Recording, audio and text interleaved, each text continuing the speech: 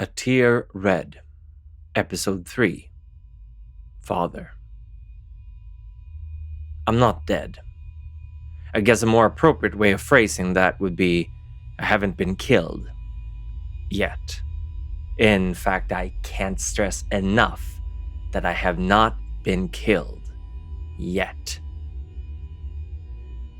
There have been many opportunities for whatever it is that is hunting me to corner me, alone and isolated, and finish the job, but not once has it shown any signs of picking up where it left off.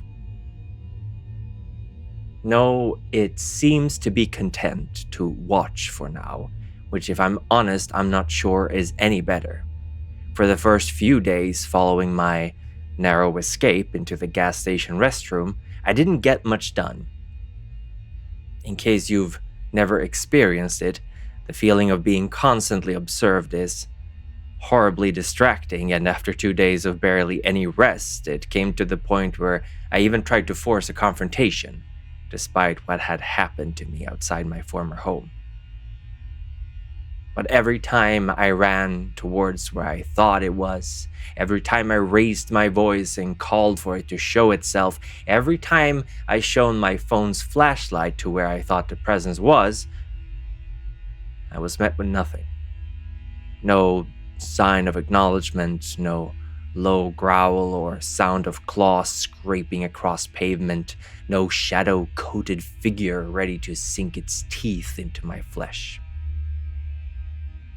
The only time I was able to get any peace of mind was when I spent the night at the homeless shelter down by Lincoln Street.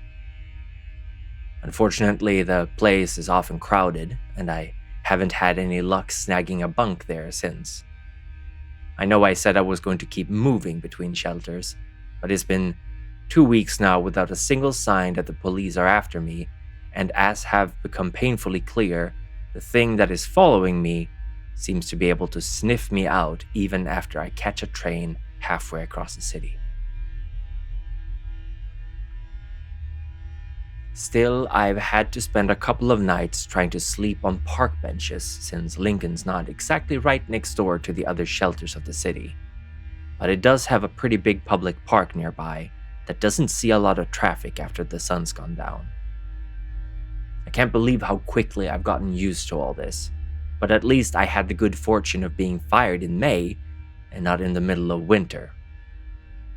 I'm painfully aware of how high the mortality rate is among the homeless in the colder parts of the year. And maybe when that time comes around, I will have maybe been able to improve my condition a bit. Or I will be dead. I've tried to reach out to my peers, as it were, but so far I'm still the new kid, and most of them have been less than forthcoming when I've asked for advice or help.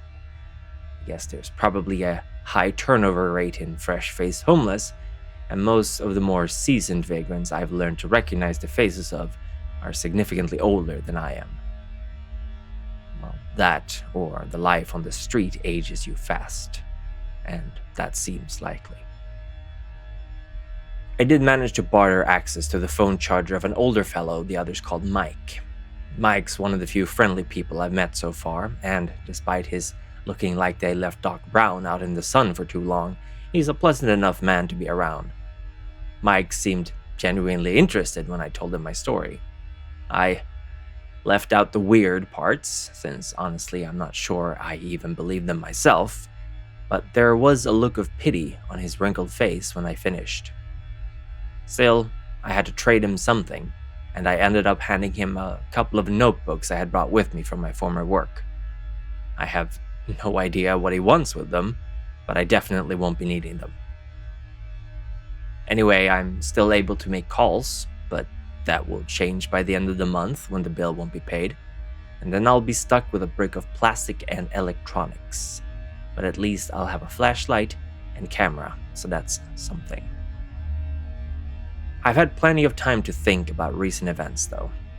Without the distraction that life usually has, there have been plenty of hours where I've found myself just walking around trying to make sense of things.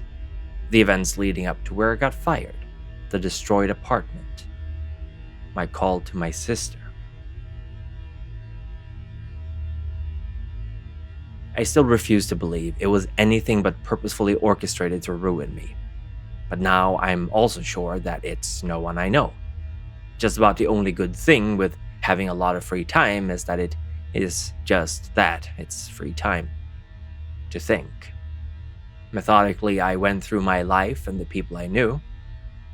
And at first I started with people I remember.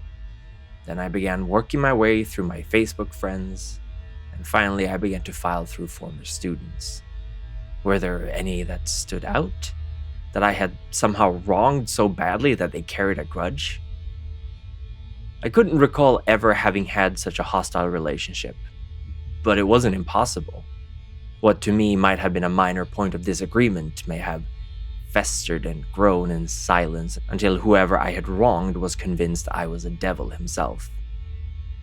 And when you have eliminated all which is impossible, then whatever remains, however improbable, must be the truth.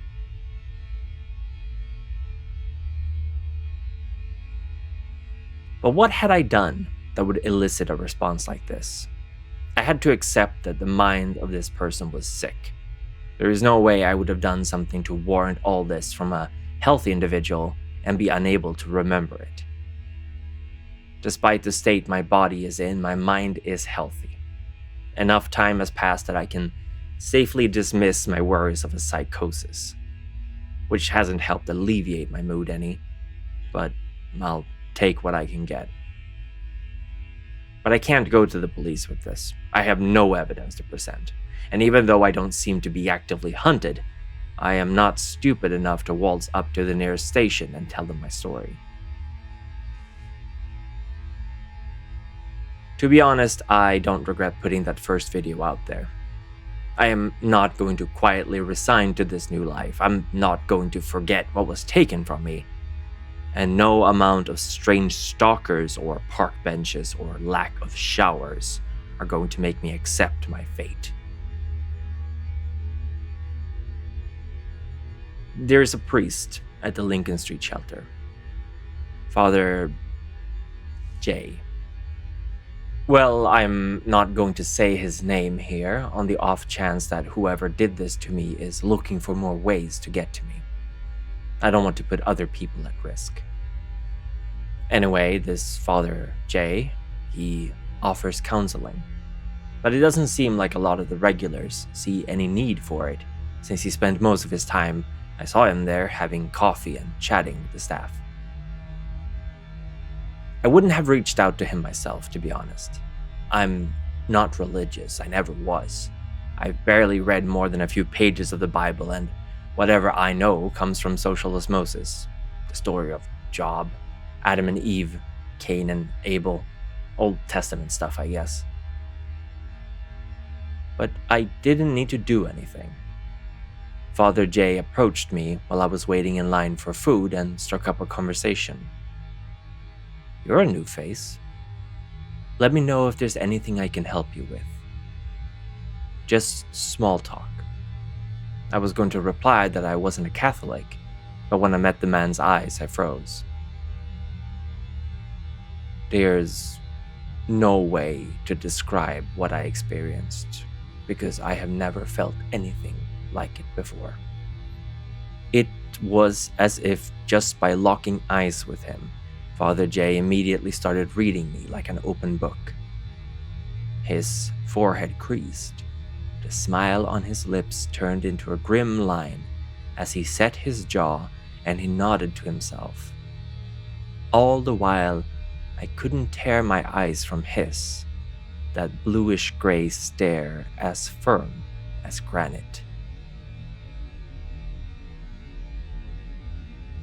And then he smiled, breaking eye contact with me and closing his eyes.